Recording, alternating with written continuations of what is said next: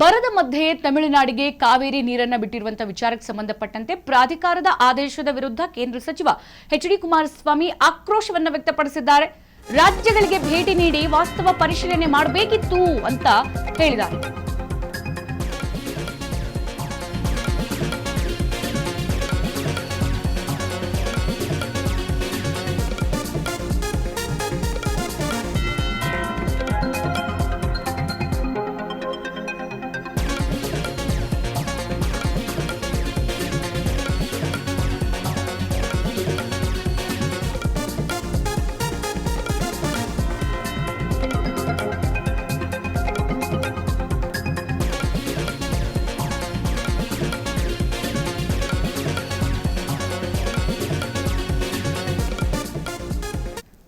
ಈಗ ಬರದ ಮಧ್ಯೆ ತಮಿಳುನಾಡಿಗೆ ಕಾವೇರಿ ನೀರು ಬಿಟ್ಟಂತ ವಿಚಾರಕ್ಕೆ ಸಂಬಂಧಪಟ್ಟಂತೆ ಈ ಒಂದು ಸಿಡಬ್ಲ್ಯೂಎಂಎ ಪ್ರಾಧಿಕಾರದ ಆದೇಶದ ವಿರುದ್ಧ ಕೇಂದ್ರ ಸಚಿವ ಎಚ್.ಡಿ. ಕುಮಾರಸ್ವಾಮಿ ಆಕ್ರೋಶವನ್ನು ವ್ಯಕ್ತಪಡಿಸಿದ್ದಾರೆ.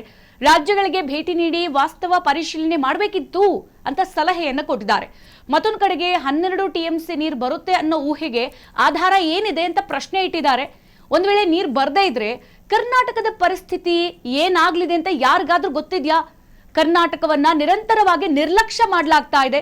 ಸರ್ಕಾರದ ವಿರುದ್ಧವೂ ಕೂಡ ಎಚ್.ಡಿ.ಕೆ ಆಕ್ರೋಶವನ್ನ ಹೊರಹಾಕಿದ್ದಾರೆ. ಎಚ್.ಡಿ. ಕುಮಾರಸ್ವಾಮಿಯವರು ಬಹಳ ನಿರ್ಲಕ್ಷ್ಯವಾಗಿ ಮಾತನಾಡಿರುವಂತಹ ಈ ಒಂದು ಸಿಡಬ್ಲ್ಯೂಎಂಎ ಆಗಿರ್ಬೋದು, ರಾಜ್ಯ ಸರ್ಕಾರದ ವಿರುದ್ಧ ಹರಿಹಾಯ್ದಿದ್ದಾರೆ. ನೋಡಿ, ಕಾವೇರಿಯಲ್ಲಿರುವಂತದ್ದು 54 TMC ನೀರಷ್ಟೇ. ಆ 54 TMC ನೀರಲ್ಲಿ ಪ್ರತಿದಿನ 3,500 ಕ್ಯೂಸೆಕ್ ನೀರು ಹರಿಸಿ 15 ದಿನಕ್ಕೆ ಹರಿಸಿ ಅಂತ ಸಿಡಬ್ಲ್ಯೂಎಂಎ ಆದೇಶ ಕೊಟ್ಟಿದೆ. ಅದರಲ್ಲಿ 30 TMC ನೀರು ಬೆಂಗಳೂರಿಗೆ ಬೇಕು. ಸೊ ಈ ಒಂದು ಪ್ರಾಧಿಕಾರದ ಆದೇಶದ ವಿರುದ್ಧ ಎಚ್.ಡಿ. ಕುಮಾರಸ್ವಾಮಿ ಅವರು ಆಕ್ರೋಶವನ್ನ ವ್ಯಕ್ತಪಡಿಸಿರುವಂತದ್ದು. ಯಾರೆಲ್ಲ ಸಿಡಬ್ಲ್ಯೂಎಂಎ ಈ ಒಂದು ಆಡಳಿತದಲ್ಲಿ ಇದಾರಲ್ಲ, ಈ ಪ್ರಾಧಿಕಾರದಲ್ಲಿ, ಅವರನ್ನು ಕರ್ಕೊಂಬನ್ನಿ, ಪ್ಲೇಸ್ಗೆ ಕರ್ಕೊಂಬನ್ನಿ. KRSಗೆ ಇಳಿದು ನೀರು ಎಷ್ಟಿದೆ, ಎಷ್ಟು ನೀರು ಬೇಕಾಗುತ್ತೆ, ಇದರಲ್ಲಿ ಇಷ್ಟು ನೀರನ್ನ ತಮಿಳ್ನಾಡಿಗೆ ಬಿಟ್ರೆ ನಾವು ಎಲ್ಲಿಗೆ ಹೋಗೋದು, ನಮ್ಮ ಪರಿಸ್ಥಿತಿ ಏನು ಅನ್ನೋದನ್ನ ತಿಳಿ ಹೇಳಿ.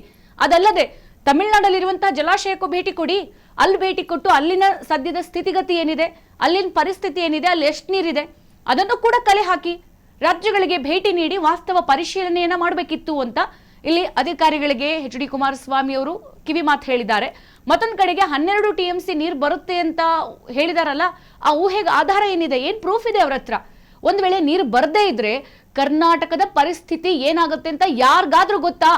ಕರ್ನಾಟಕವನ್ನ ಪ್ರತಿ ಸಲ ಕಾವೇರಿ ವಿಚಾರದಲ್ಲಿ ನಿರಂತರವಾಗಿ ನಿರ್ಲಕ್ಷ್ಯ ಮಾಡಲಾಗ್ತಾ ಇದೆ ಹೊರತು ಒಂದೇ ಒಂದು ವರ್ಷ ಕೂಡ ಈ ಒಂದು ಕಾವೇರಿ ವಿವಾದಕ್ಕೆ ಸಂಬಂಧಪಟ್ಟಂತೆ ಒಂದು ಯಾವುದೇ ಅಂತ್ಯವನ್ನ ಕೂಡ ಕಂಡಿಲ್ಲ. ಸರ್ಕಾರದ ವಿರುದ್ಧ ಆಕ್ರೋಶವನ್ನ ಹೊರಹಾಕಿದ್ದಾರೆ ಎಚ್.ಡಿ. ಕುಮಾರಸ್ವಾಮಿ. ಈ ಕಾವೇರಿ ಪ್ರಾಧಿಕಾರದ ಅಧಿಕಾರಿಗಳು ಅವ್ರು ಹೇಳಿದ್ರು ಅಂತ ಹೇಳಿ ನೀವು ಆದೇಶ ಹೊರಡಿಸ್ತೀರಲ್ಲ, AC ರೂಮಲ್ಲಿ ಕೂತ್ಕೊಂಡು ಯಾರು ಬೇಕಾದ್ರೂ ಆದೇಶ ಕೊಡ್ಬೋದ್ರಿ. ಇವಾಗ ನಾವಿಲ್ಲಿ AC ರೂಮಲ್ಲಿ ಕೂತಿದೀವಿ, ಹೊರಗೆ ಏನಾಗ್ತಾ ಇದೆ, ಆ ಪರಿಸ್ಥಿತಿ ಏನಿದೆ ಯಾರಿಗೆ ಗೊತ್ತು? ಕುತ್ಕೊಂಡು ಆದೇಶ ಯಾರು ಬೇಕಾದ್ರೂ ಕೊಡ್ಬೋದು. ಅಂಥ ಅಧಿಕಾರಿಗಳನ್ನ ಸ್ಥಳಕ್ಕೆ ಕರ್ಕೊಂಡೋಗಿ ಸ್ಥಳ ಪರಿಶೀಲನೆ ಮಾಡಿಸಿ. KRS ನಲ್ಲಿ ನೀರೆಷ್ಟಿದೆ? ಇರೋದು 54 TMC ನೀರು. ಅದರಲ್ಲಿ ಬೆಂಗಳೂರಿಗರಿಗೆ 30 TMC ನೀರು ಬೇಕು. ಅಂತದ್ರಲ್ಲಿ ಪ್ರತಿದಿನ 3,500 ಕ್ಯೂಸೆಕ್ ನೀರು ತಮಿಳ್ನಾಡಿಗೆ ಹರಿಸಿ ಅಂತ ಅಂದ್ರೆ ಇನ್ನು 10 ಕ್ಯೂಸೆಕ್ ನೀರು ಪರಿಸರಕ್ಕಾಗಿ ಬೇಕು. ಹಾಗಾದ್ರೆ ಮಿಕ್ಕಿದ ನೀರಲ್ಲಿ ನಾವ್ ಏನ್ ಮಾಡ್ಕೊಳಕ್ ಸಾಧ್ಯ? ಅವ್ರಿಗೆ ಬಿಡೋಣ, ನಾವ್ ಇಟ್ಕೊಳ್ಳೋಣ. ಹಾಗಾಗಿ ಪ್ರಾಧಿಕಾರದ ಅಧಿಕಾರಿಗಳು ಆದೇಶ ಕೊಡೋದಕ್ಕಿಂತ ಮುಂಚೆ ಇವನ್ನೆಲ್ಲ ತಿಳ್ಕೋಬೇಕು, ತಲೆಯಲ್ಲಿ ಇಟ್ಕೋಬೇಕು. ನೀವು ಬಾಯಿಗೆ ಬಂದಂತೆ ಆದೇಶ ಹೊರಡಿಸೋದು, 12 TMC ನೀರು ಉಳಿಯುತ್ತೆ ಅನ್ನೋದು, ಅದಕ್ಕೇನ್ ಪ್ರೂಫ್ ಇದೆ ನಿಮ್ಮ ಹತ್ರ? ಹೆಂಗ ನೀರು ಹರಿಸ್ತೀರಾ? ರಾಜ್ಯಗಳಿಗೆ ಭೇಟಿ ಕೊಡಿ, ಕರ್ನಾಟಕಕ್ಕೂ ಬನ್ನಿ, KRS ನೋಡಿ, ಸದ್ಯದ ಪರಿಸ್ಥಿತಿ ನೋಡಿ, ಹೆಂಗಿದೆ, ಎಷ್ಟು ಮಟ್ಟಕ್ಕೆ ನೀರಿದೆ, ಎಷ್ಟು ಕುಸಿದಿದೆ, ಜಲಾಶಯದ ಸ್ಥಿತಿಗತಿ ಏನು ಅಂತ ನೋಡಿ. ಅದೇ ಸ್ಥಿತಿಯಲ್ಲಿ ತಮಿಳ್ನಾಡಿಗೆ ಹೋಗಿ, ಅಲ್ಲಿ ನೀರು ಎಷ್ಟಿದೆ, ಅಲ್ಲಿ ಯಾವ್ಯಾವ್ದಕ್ಕೆ ನೀರು ಬಳಸ್ತಾ ಇದ್ದಾರೆ, ಅಲ್ಲಿ ಹೆಂಗಿದೆ, ಜೊತೆಗೆ ಇದಕ್ಕೆ ಆಲ್ಟರ್ನೇಟಿವ್ ಆಗಿ ಬೇರೆ ಯಾವ ತರದ ಯೋಚನೆಗಳನ್ನ ಮಾಡಬಹುದು ಅಂತ ಹೇಳಿ ತಿಳಿ ಹೇಳಿದ್ದಾರೆ. ಜೊತೆಗೆ ಪ್ರಾಧಿಕಾರದ ಆದೇಶ, ಇದರ ವಿರುದ್ಧ ಕೂಡ ಎಚ್.ಡಿ. ಕುಮಾರಸ್ವಾಮಿ ಆಕ್ರೋಶವನ್ನ ವ್ಯಕ್ತಪಡಿಸಿರುವಂತದ್ದು.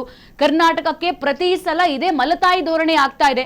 ಕರ್ನಾಟಕದವರು ಪ್ರತಿ ಸಲ ಅನ್ಯಾಯಕ್ಕೊಳಗಾಗ್ತಾ ಇದ್ದಾರೆ ತಮಿಳುನಾಡು ನೀರು ವಿಚಾರಕ್ಕೆ ಸಂಬಂಧಪಟ್ಟಂತೆ ಅಂತ ಹೇಳಿ ಎಚ್.ಡಿ. ಕುಮಾರಸ್ವಾಮಿ ಅವರು ಗುಡುಗಿರುವಂತದ್ದು. ಕರ್ನಾಟಕವನ್ನ ನಿರಂತರವಾಗಿ ನಿರ್ಲಕ್ಷ್ಯ ಮಾಡ್ತಾ ಇದ್ದಾರೆ ಅಂತ ಹೇಳ್ಬಿಟ್ಟು ಕಿವಿ ಮಾತನ್ನು ಕೂಡ ಹೇಳಿದ್ದಾರೆ.